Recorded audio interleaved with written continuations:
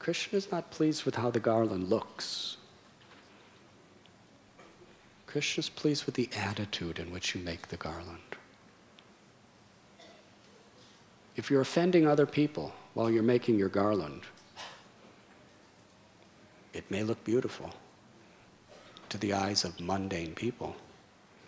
But Krishna, if you offend others, if you take flowers away from them for your garland, and you have the best malati, mogra, lotus, rose, all those things, put it on Krishna, it's a garland of thorns for him. Because you had a thorny consciousness pricking others. Yes? But if you have a soft consciousness, in a mood of servitude, servant of the servant of the servant, and you're absorbed in that spirit, then even if the garland's only some dry leaves, Krishna will smell malati and mogra and lotus and roses, and it will be soft and fresh. Because Krishna is bhavagrahi. He accepts our consciousness, our service attitude. So we want, and when we speak about garlands, we're speaking about every type of service. If you're cooking, Sri Chaitanya Mahaprabhu, when Jagadananda Pandit was fasting because Lord Chaitanya would not accept sense gratification from him in the form of a pot of very expensive sandalwood oil that was supposed to massage Lord Chaitanya's body. Mahaprabhu said, "Give it to Lord Jagannath."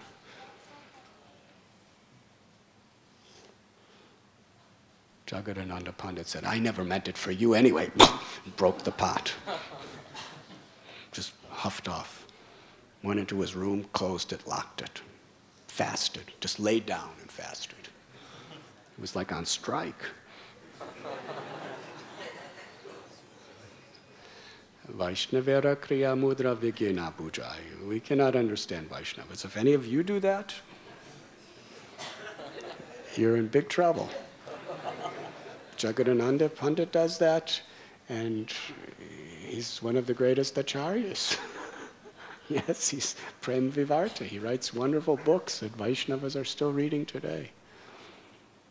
You see, if you do that, Chaitanya Mahaprabhu will just ignore you. But Jagadananda Pandit does it. Lord Chaitanya comes to his house and pleads with him, please. He knows Lord Chaitanya couldn't get him to eat, no matter what. The only way he could get him to eat is if he cooked for Lord Chaitanya, and then he would get his remnants. So Lord Chaitanya loves his devotee so much. He said, Jagadananda, he had to call through the door because the door was locked. He said, Jagadananda, today at noon I'm coming to your house for lunch, so prepare lunch for me. Anyway, Jagadananda Pandit was very happy because he could give Lord Chaitanya sense gratification. He could make really good preparations. He made so many nice preparations. And Lord Chaitanya ate. And Lord Chaitanya would usually just take a little. He was playing the role of a sannyasi. But it said, out of fear of Jagadananda Pandit, Sri Chaitanya Mahaprabhu kept eating more and more. And Jagadananda Pandit kept giving him more and more and more and more. And Chaitanya Mahaprabhu was afraid to say no. Because if he said no, Jagadananda Pandit might start fasting again. And when Jagadananda fasts, that's very difficult for the Lord. That was the reciprocation of the nature of their love.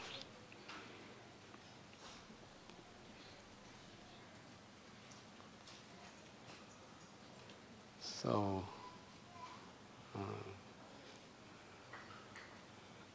I forgot where I was going on that. Huh? Absorption, yes, yes. Gopinath Chandra Prabhu is absorbed in this class. So, Jagadananda Pandit was so absorbed that when Sri Chaitanya Mahaprabhu was eating his prasad,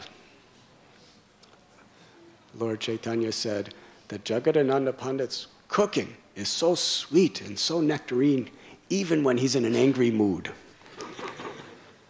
Yes? But if you're in an angry mood at some other devotee and you're cooking, it's going to taste like poison to Krishna. Because Krishna's tasting your consciousness. It's not just the sabji and the spices, it's the absorption in how you make it that is pleasing to Krishna. And that applies to every type of devotional service. The substance of a society of devotees is when devotees really live with this spirit. Devotees aren't just trying to get some cheap adoration, some cheap position, some cheap prestige. Bhakti Siddhanta Saraswati Thakur, he saw that in a spiritual society, even like Gaudiya Math, if people are after this, the whole substance of bhakti is compromised drastically. So he gave a drastic example. He said the prestige of this world should be seen as the stool of a boar. We won't go into any details. Cow dung is very pure. Pig dung, it's not pure at all. And boar dung, it's not even acceptable by the pigs.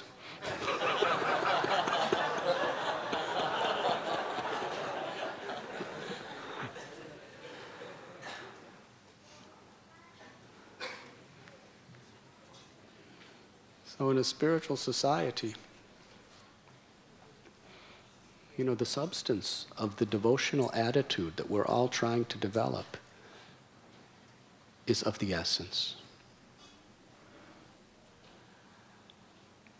That's what will ultimately attract the conditioned souls to the path of bhakti, when they see genuineness. Individual and collective, people are genuine. They're really striving to be humble. They're really striving to please Krishna through a proper service attitude. Not trying to show off to each other, or control each other, or manipulate each other, or exploit each other, or be untruthful to each other for those purposes. But they're simple. A Vaishnava is simple. A Vaishnava's pleasure is to chant Hare Krishna, to take a little prasad, and to serve. And we can do so many other things. Prabhupada was like that. He was so simple. Simplest man anyone had ever seen.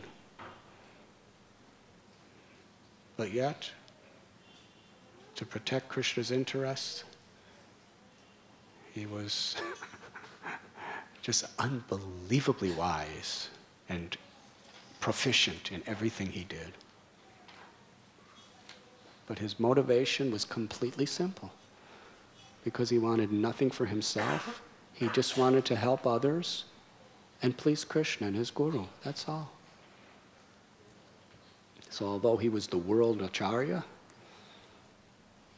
although in Juhu he had to do all sorts of, legal manipulations and everything like that, just so that Radharas Bihari would have their temple, he had to do so many things to avoid his devotees being cheated. He had to organize an entire society. He engaged himself in many complicated situations, and he did it with such efficiency, proficiency, and everything else.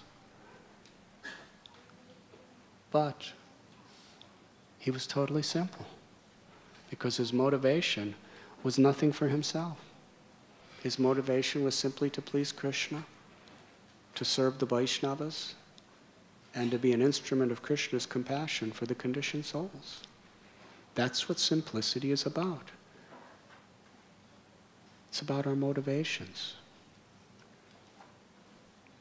Yudhisthira Maharaj was a king. What's simple about sitting on a throne and wearing a golden crown with the most valuable jewels on earth?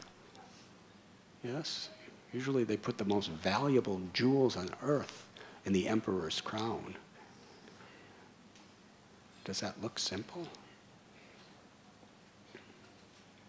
If Krishnananda Prabhu would come in with a beautiful jeweled crown and silken robes with gold embroidery and wonderful necklaces of pearl, emeralds, diamonds, rubies, and earrings.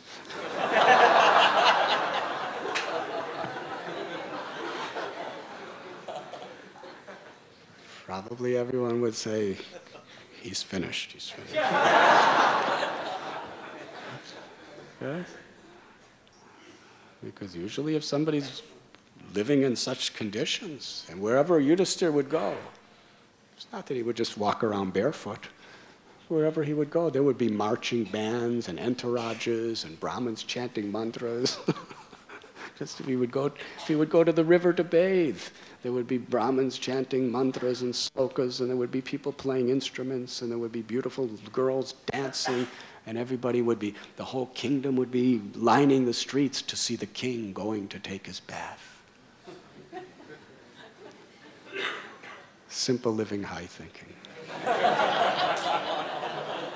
Factually, it was. Even though in that circumstance, in that environment, he was totally simple. Because his service attitude was pure. He just wanted to please Krishna. He didn't want to exploit anyone else. He didn't want to take any credit. He was just doing it for Krishna. Doing it for the welfare of the citizens. For him to give it up would have been false ego, if Krishna wants him to do it. Priyavrat, he was living on a mountain with Narada Muni as a sadhu. Lord Brahma says, become the king. And you have to do all that stuff. Entourages, wherever you go, getting married, having children, royal palace, so many complicated, organizing armies, taxing the citizens, making laws.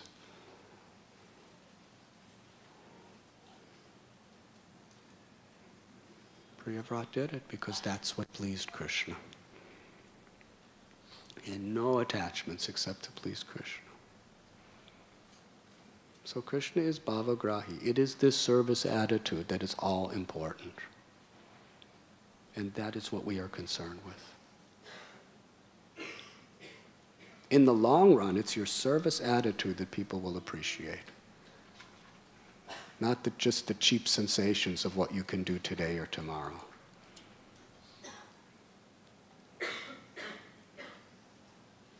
So in everything we do, we should really try to absorb ourselves in a service attitude.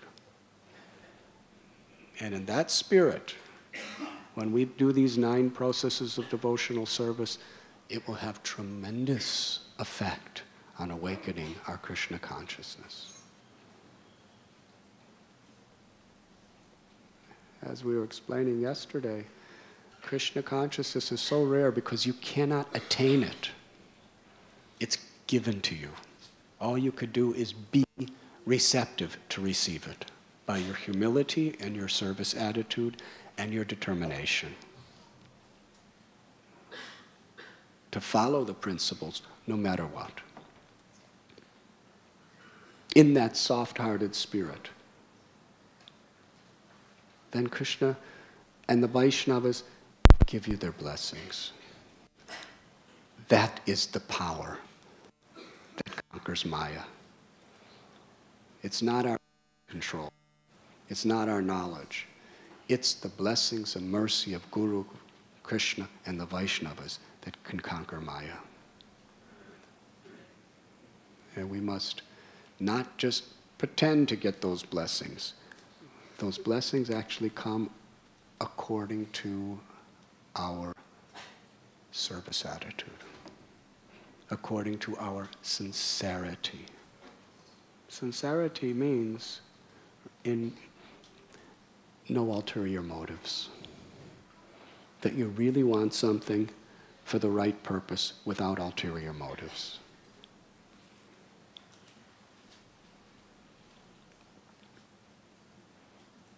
In this particular verse, Parikshit Maharaj is utterly enthralled by the mystery of this narration. It's really a mystery. It's the greatest of mysteries. Whatever mysteries are in the bookshelves of the bookstores today are nothing compared to this. This is really a mystery. Vritrasura. But the difference is, this is non-fiction. This is history.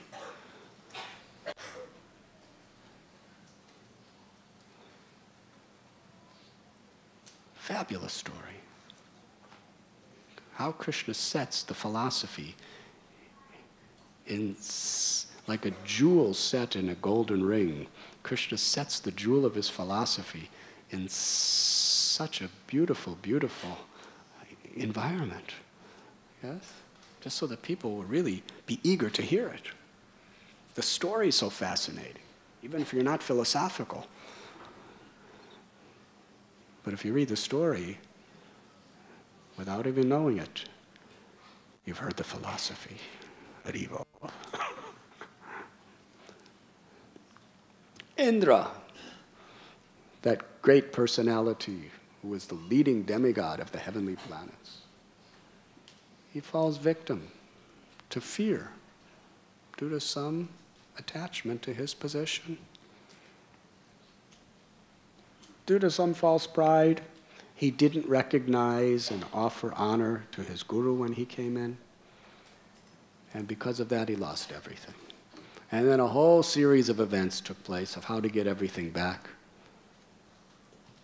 And ultimately, because of his aparads, the demons, the Asura race conquered him. And then he goes to Vishwarup, yes? Vishwarup is a very amazing personality. And he helps, Lord Brahma tells him, go to Vishwarup. He goes to Vishwarup. Vishwarup gives him the abilities to get his kingdom back. But because Vishwarup was a very, very neutral person, he was kind to everyone, he offered a little oblation for his relatives, the Asuras, and what does Indra do? Cuts his heads off. Hare Krishna. So Tvasta, yes, was father of Vishwarup. He's a very powerful Brahmin. He doesn't have to go to the police and file a report.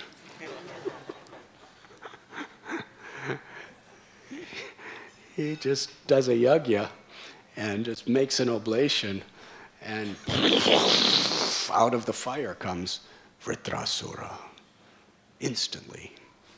Massive demon. Ugly as anything. So fearful. When he roared, the earth shook. He was so huge, he covered the sky, that he was trampling the demigods like ants under his feet. Hare Krishna. They'd throw their weapons at him, and he would just, he didn't even fight against their weapons. He just like just shooing a mosquito away. That was the power of Vritrasura. And he totally conquered Indra. Indra was absolutely defeated internally because he threw his club at Vritrasura. Vritrasura just effortlessly just threw it back. Just caught it and threw it back. And it knocked down Indra's elephant, Airavata, and made him vomit blood, fell to the ground, and Indra just gave up. It's hopeless. How can I fight this monster? Huh? And Parikshit Maharaj is listening to this amazing narration. And then in that situation, when Indra's like Arjuna in Kurukshetra, just completely emotionally drained, fearful, not fearful. Arjuna wasn't fearful. He was just emotionally drained and he just gave up. Indra was, due to fear, he was in that state. Arjuna, due to compassion, he was in that state. And just as Krishna spoke to Arjuna, Vritrasura preached the same philosophy to Indra. Perfect Vaishnava Siddhanta with such deep realizations. Amazing. Parikshit's listening. All of a sudden, this demon is preaching Hari Katha.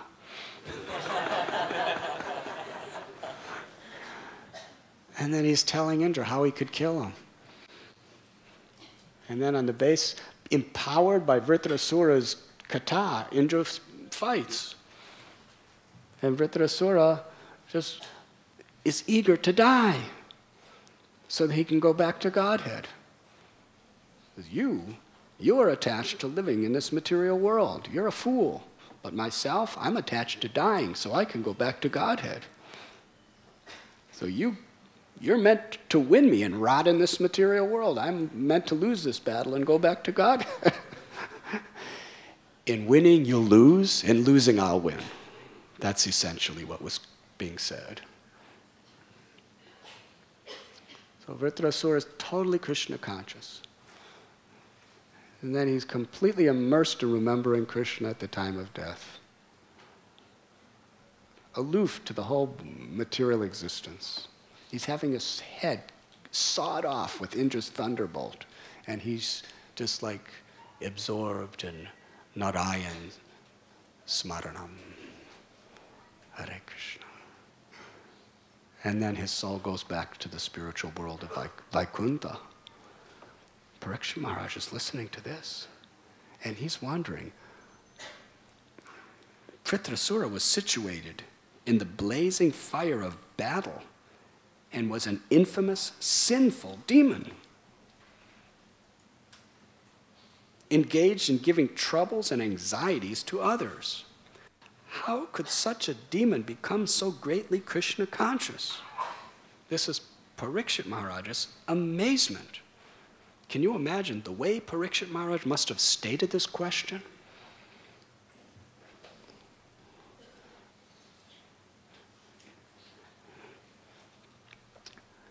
If there were videotapes in those days or tape recorders, but Krishna planned that there wasn't, so that we can, the same message is right here. And according to our service, you see, television and tapes and all that stuff, one of the limitations is you're mechanically listening. You could hear the vibration, you could hear the bhava and all that to some extent. But when you're reading,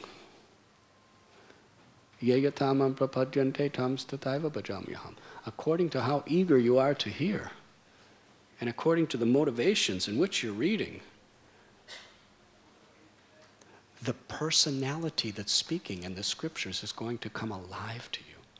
You're going to hear their sentiments. You're going to hear their emotions. You're going to feel their voice. You can feel the power, the enthusiasm of their voice. Yes? It's not just a theoretical thing, because this is transcendental sound vibration. It's a Shabda Brahma. The vibration is non-different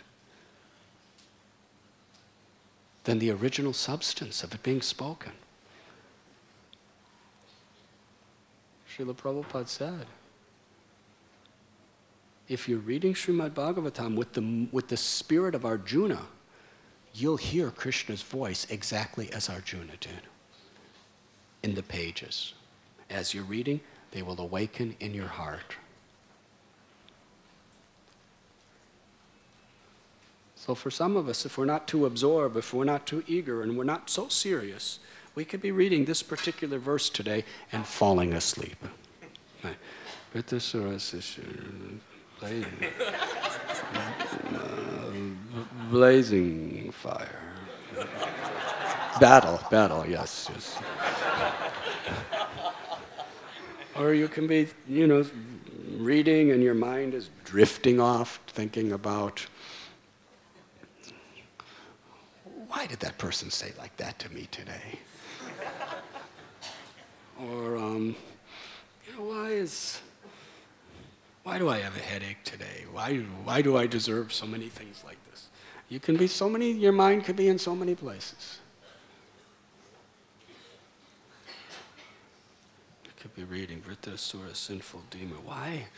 Why my wife put so much sugar in the dal today? She knows I don't like sugar in my dal. Always engaged in giving troubles and anxieties to others. That's my wife.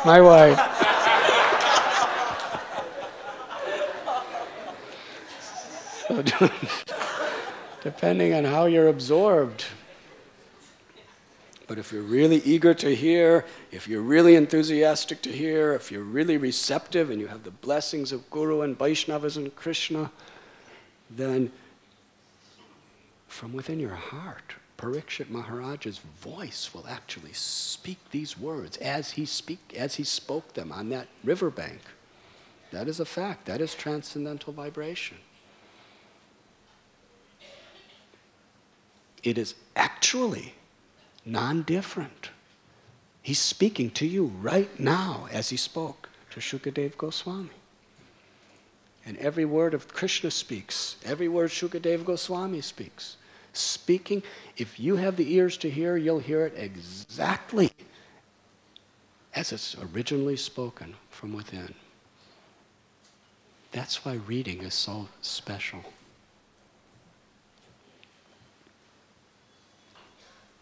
Because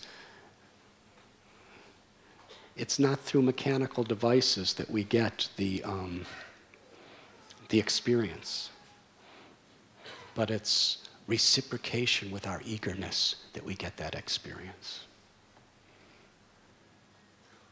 And actually it's the same, it's very similar with classes, it's very similar with tapes. If we're actually listening eagerly, the substance is revealed to us according to our eagerness to hear, our enthusiasm, and the sense of urgency of the need to hear. Parikshit Maharaj was not in Srimad Bhagavatam class for any ritualistic reason. It's not because, all the counselors are supposed to come to class on Sunday. Urgency. I need it. It's life or death. It's desperation. I have to hear this message. To the degree we have that spirit, the message is going to awaken within our heart, the true spirit. And actually, even if the speaker's not so advanced, but he's speaking the words of Krishna or the words of the Bhagavatam, if you have that eagerness to hear, you can get more out of it than the speaker even knows. The speaker may be just repeating.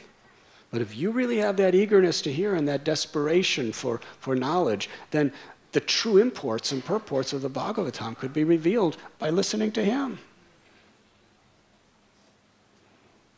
That is the magic of bhakti.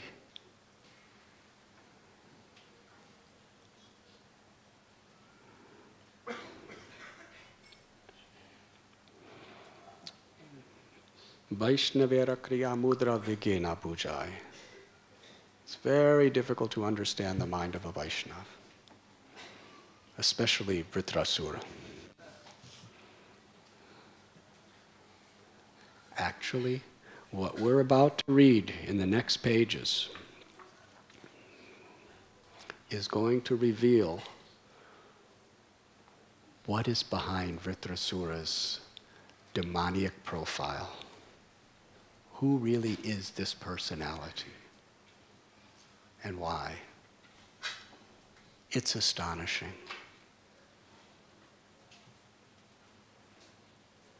A devotee who is fully surrendered to the Lord, and we cannot imitate this. If you just think that, yes, I'm a devotee, so I'll become an infamous sinful demon and I'll give troubles and anxieties to others. Because it's bona fide, it's in the Bhagavatam. Devotees could do like this. You'll fall down, you'll lose everything, 100%. It's just a matter of time. Devotees don't put others in anxieties or give others troubles. Sometimes people, by their own mental condition, they're in anxiety and troubles by what devotees do. But devotees are really honestly, earnestly trying to be everyone's well-wisher. Never purposely put anyone in anxiety or trouble. That's a devotee. To the degree you're like that, you're a devotee. Paradukha dukhi. Be real. Be honest. That's what Krishna consciousness is about. So, Vritrasura is going to be revealed in these future pages that he was such a surrendered soul. He was willing to do anything, everything, for the pleasure of Krishna.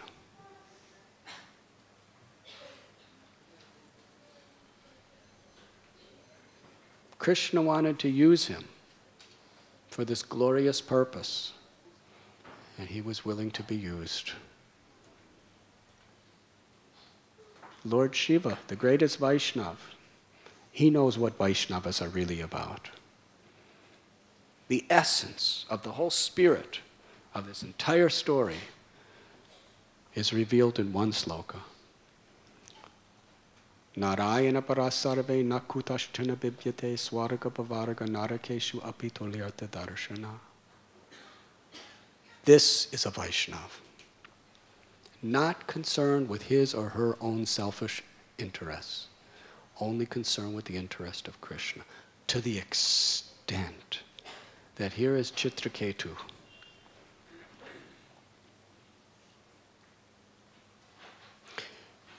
For him, he doesn't care if he's in heaven. He doesn't care if he's in hell. He has no concern even for liberation. He only wants to serve the Lord. That's all. That is a Vaishnava.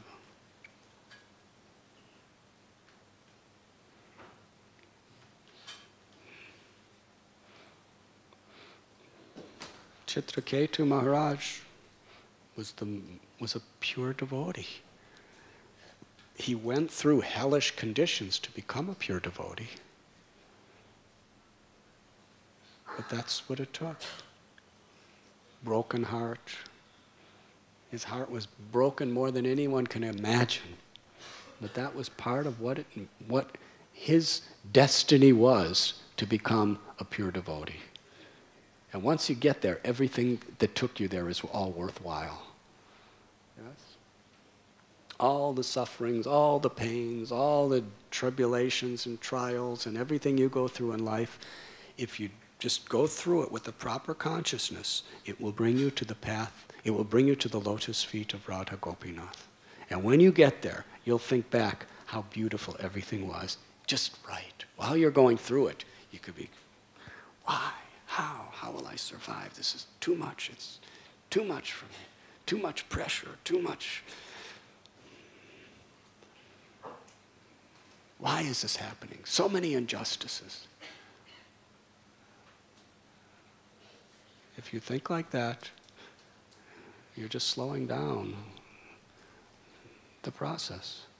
But tatenu kampam susamikshamano. If Krishna, I don't understand, but I know that this is the best thing for me.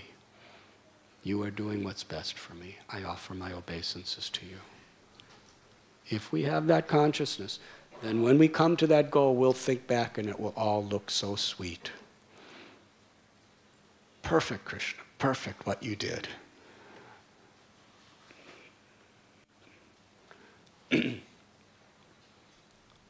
So Chitraketu, when he was suffering the death of his son and seeing his own wives killing his child, I mean, can you imagine the pain of that? The humiliation? I mean, his own queen is killing his child of another queen? Oh, it's horrible. It's devastating. He was hankering, and then he was lamenting. He was hankering for a child. He lamented the death of a child. It's too much. But like Manigriva and Nalakuvera, he was in a state where he could actually appreciate the message of Narada Muni. And he surrendered everything. And then after surrendering to everything, after all that, he's cursed by Parvati. So you may think that when you're a karmi, then all these things can happen to you. But when I'm a devotee, everything's supposed to be nice. This story from Bhagavatam will reveal to you, surrendered his life and everything. He's cursed by Parvati. It's not a small curse. The controller of the entire material nature is cursing you to be a demon and to go to hell. And she's accusing you of blaspheming a Vaishnava. Vaishnavanam yata shambhu. Shiva's the greatest Vaishnava. She's accusing you. You did the greatest Vaishnava opera. You blasphemed Shiva. So puffed up, so arrogant, so ignorant. Fool, go to hell, be a demon, that's what you deserve. Very harsh. And Chitraketu Maharaj, he didn't even try to clear his name. He said, actually, I didn't mean to offend him, but anyways, you want me to be a demon, go to hell and all that? I accept that as the Lord's mercy. Thank you very much. Now with your blessings, I will become a demon. That is surrender. In other words, Ashlisya vapadaratam panashtumam. That beautiful sloka from Shikshastakam. Krishna, you can do anything you like with me. Prabhupada prayed to be a puppet. Chitraketu simply wanted to be the Lord's puppet. If you want to make me dance as a great acharya, I'll be a great acharya. If you want me to dance in a way that nobody knows I even exist, I'll dance that way. If you want me to dance as the king of the demons and cause anxiety and troubles to others and be sinful, I'll do that. Haribo. He gladly, willingly became a demon. And Lord Shiva was watching this. And he was overwhelmed with appreciation. Lord Shiva was worshipping Chitraketu in the core of his heart. Just see what a Vaishnava is about.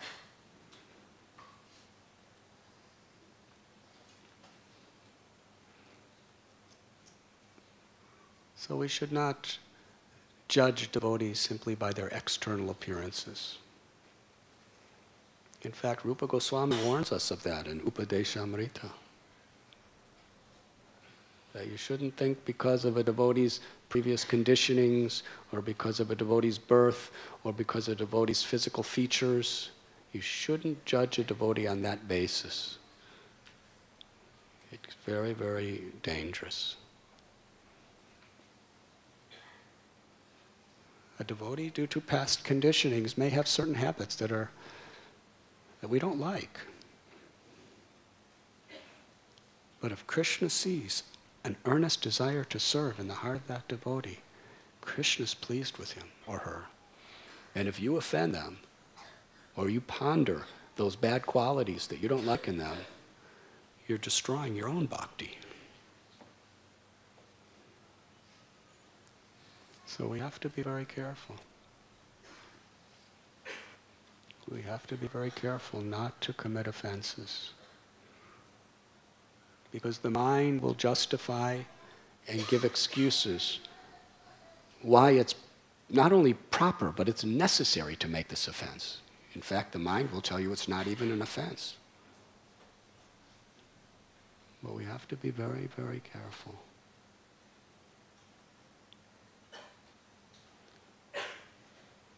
A Vaishnava, especially great Vaishnavas. There was one great Babaji who acted in such a way. Bhakti Siddhanta Saraswati Thakur told his disciples, don't get close to him. But Bhakti Siddhanta Saraswati would go to him to get blessings.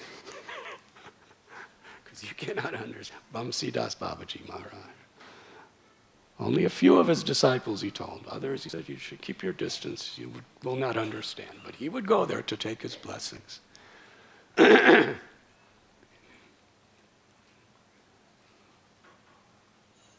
this is a very important instruction, that we cannot always understand the mind of a great Vaishnava.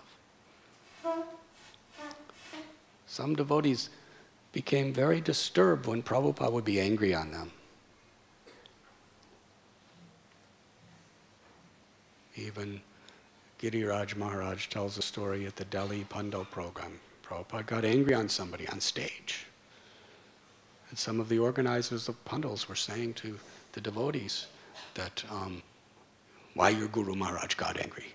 Great saints are not supposed to get angry. Huh? They can't understand.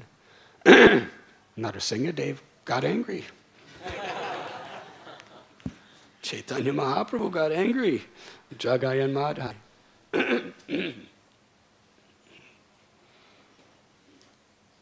That anger was not due to frustrated lust or ego. It was an ecstatic manifestation of compassion.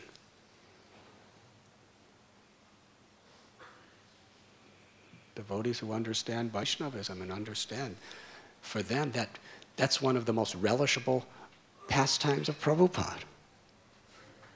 But others, even devotees, they started to question and doubt why he got angry. To teach us how important it is to understand the message properly. So we must be very, very mature and sincere. And if we have a proper service attitude, then all of these things will be naturally understood by us. And we can make steady progress chanting Hare Krishna, Hare Krishna, Hare Krishna, Krishna Krishna, Hare Hare, Hare Ram, Ram Ram, Hare Hare. Thank you very much.